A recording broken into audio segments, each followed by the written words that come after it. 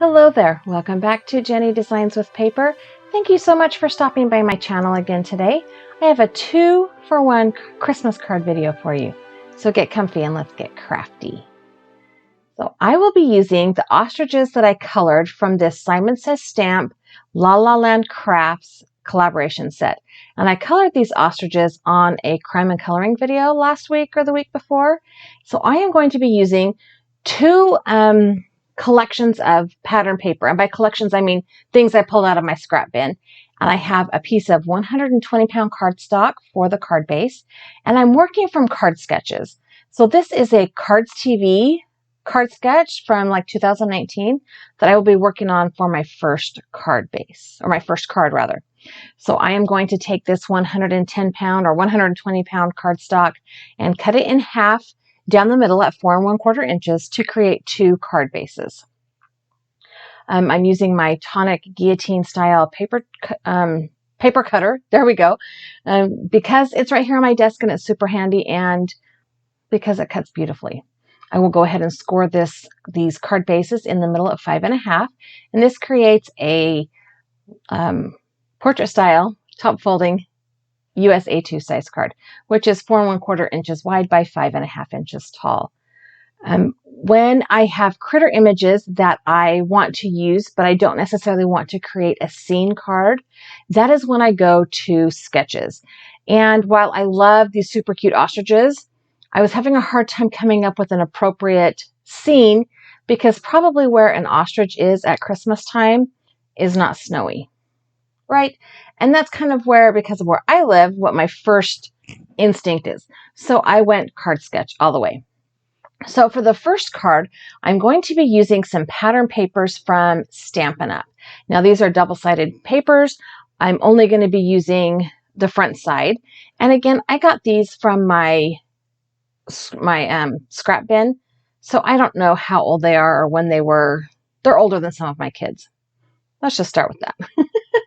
So my first layer is going to be this green stripe, and I am cutting this to be 4 inches by 5 1/4 inches. And that will make it the front mat or the bottom mat of my card. And it's just going to have a nice little border on my card. The next thing I want to trim down is this looks like it's snowflakes, but it also kind of looks like jacks, you know, like from when you were a kid. And I am cutting a 4 by, I think it's 2-inch strip of paper. Now, this card sketch from Mary at Cards TV has all the measurements on it. So I just went with the measurements that she had. So this piece of paper is going to be 1 1/2 inches by 4 1/4 inches. And it's going to go all the way across the card. It was slightly longer, so I went ahead and trimmed it down. I could have waited and cut it with scissors at the end, but that's okay. So now that I have everything cut, it really is just assembly time. So I'm just going to take my ATG gun and I'm going to put double-sided adhesive on all 4 sides of my bottom mat. I usually do all 4 sides on the bottom mat just to keep it adhered to the card base. Wow, words are hard. I am going to turn my card sideways so that I can see 3 edges and make sure I have the mat centered. Obviously, I did not do a very good job this time. So I'm going to pull it up and start again. That is why I like my ATG gun, because it allows me just a minute to make sure I've got things in the right place. And now that I'm sure it's on right, I can push it down and really burnish that adhesive down. So on the sketch, the next thing to put down is the stripe across the middle. And this is a red and white and green kind of pinstripe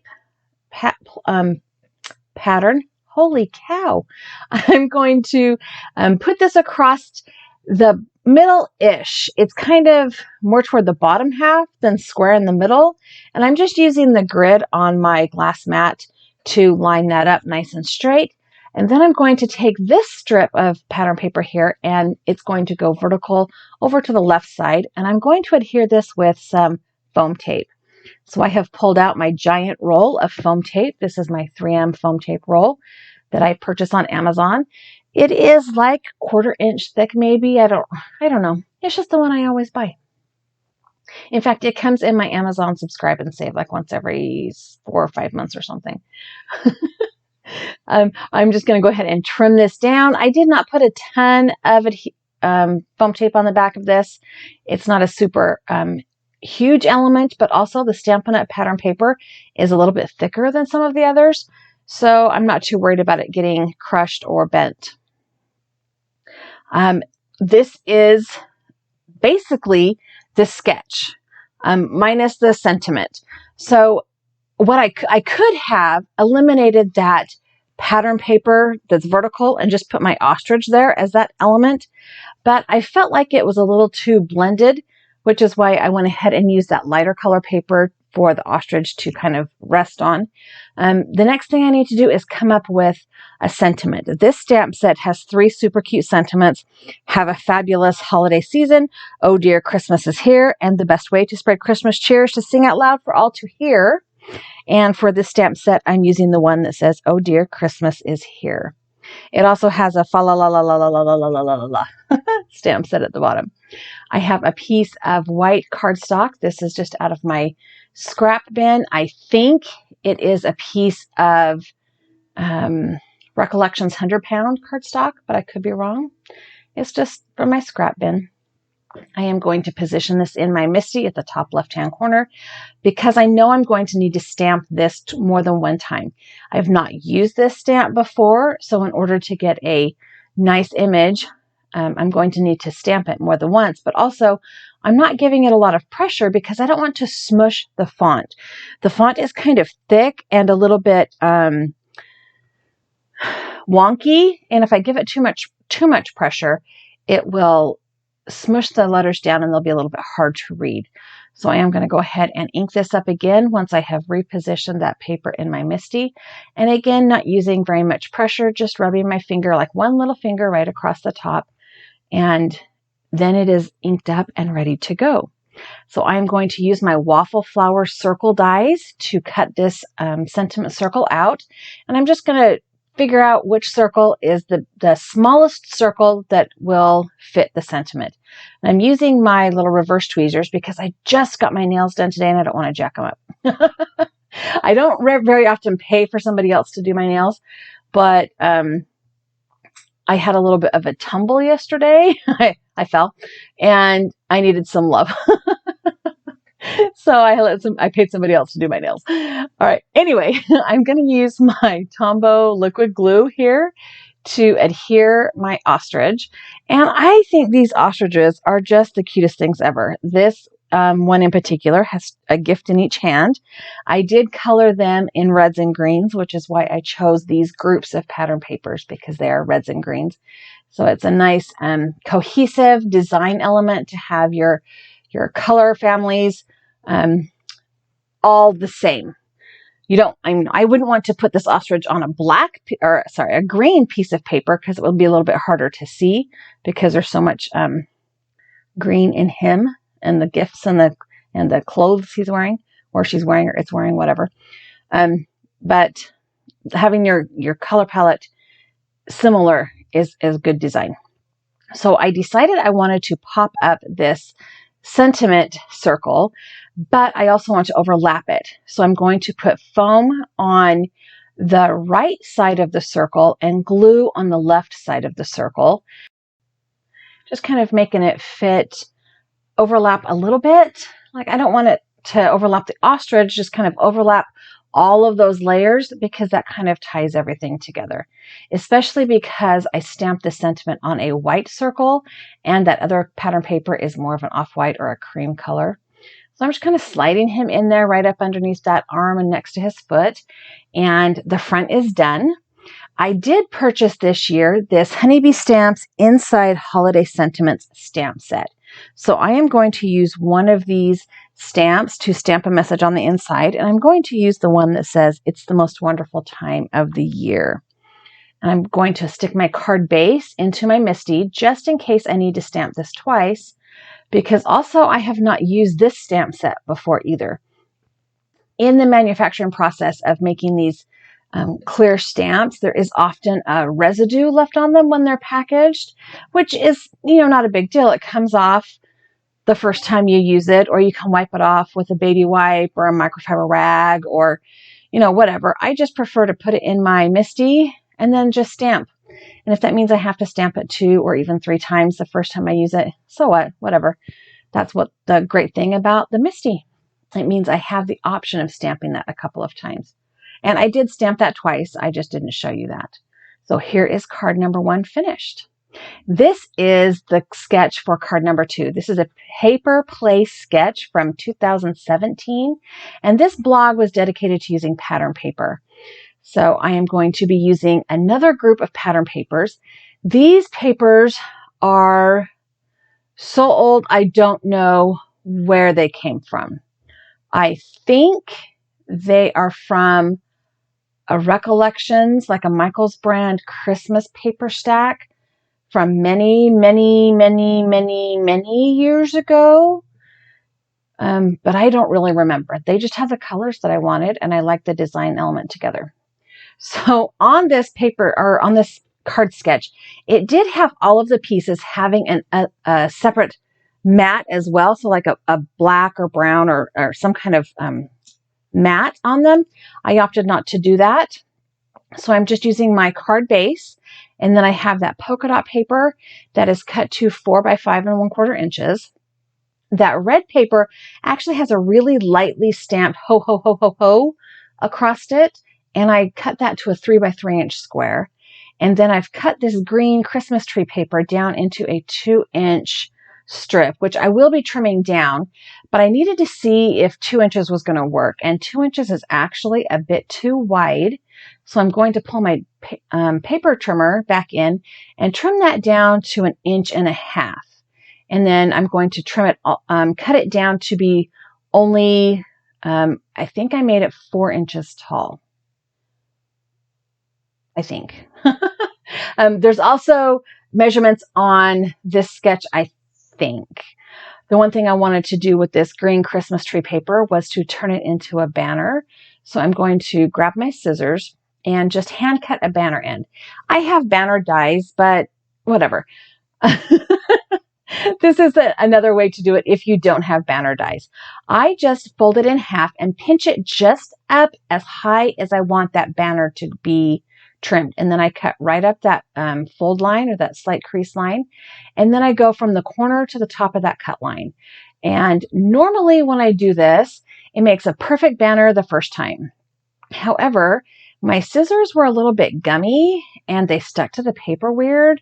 And it did take me a couple of times of trimming this off to get it lined up just right. I kind of tore the paper a little bit, so I had to fix it. But that is how you create a banner if you don't have banner dies. So normally it's way easier than what you're seeing right here, just so you know. Okay, so here is my sketch right here. All that is left is to add my ostrich, and this particular ostrich has a music book in its wing. So for the sentiment, I am going to use the one that says, "The best way to spread Christmas cheer is to sing out loud for all to hear," because he's singing, hello. So I am going to do the same thing I did for the first card. I'm just going to put that stamp in my MISTI stamp positioner. I'm using the same white 100-pound or 110-pound or whatever scrap of white cardstock that I found in my scrap bin. I will also be inking this up with Versaclear Nocturne Black ink. And I will also stamp this more than one time because, same reason as before. New stamp, it's going to have residue on it. It's not going to stamp perfect the first time. A little bit of pressure, just using my thumb a little bit. And easy peasy lemon squeezy. I did stamp it twice. I think I already said that. And then I am going to pull my circle dies out again. So I'm using the waffle flower circle dies. Same thing, pulling up, trying to choose which circle will fit the sentiment the best, but is the smallest. And then I'm going to send that through my die cut machine. I will tape it in place with some low tack tape just to make sure it doesn't slide while I'm die cutting, because that would really be awful if you stamp that all out and your die slid, and then you'd have to start all over. Well, okay, not all over. You'd have to stamp and cut that again. Okay, pulling out my ATG gun to adhere the layers. One thing about working with sketches is that it's all a quick assembly, especially because in this case where I had the images already colored and cut out from a previous crafting experience or crafting day, I'm having a hard time with words today. It's just not going together real well today. Just trying to straighten that up again. I do this probably every time I make a card. I get that mat on not quite right. That's okay. That's why I use the ATG gun, because it is super forgiving. It either goes on too straight or too crooked, or I mean too off, too lopsided or too crooked. Yeah, sorry. The next part of our layer is to add our square down. I do need to make sure that I have the typeset upright so it says ho ho ho, not o o o, because that would definitely convey a different message. O o o would be a little bit more like, ooh, sorry you crashed your car, not hey, Merry Christmas, Happy Holidays. So we want to make sure it says ho ho ho.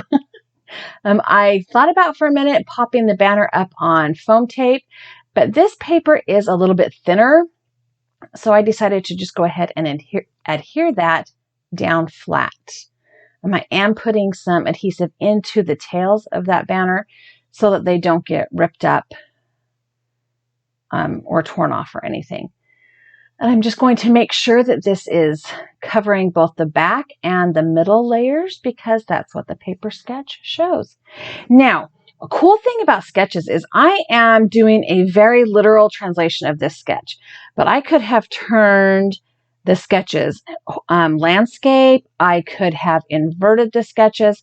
And again, this same sketch, I could have used the ostrich for that vertical piece of paper, the flag there. So you can interpret the sketch as strictly or loosely as you want to interpret it, because it's your card.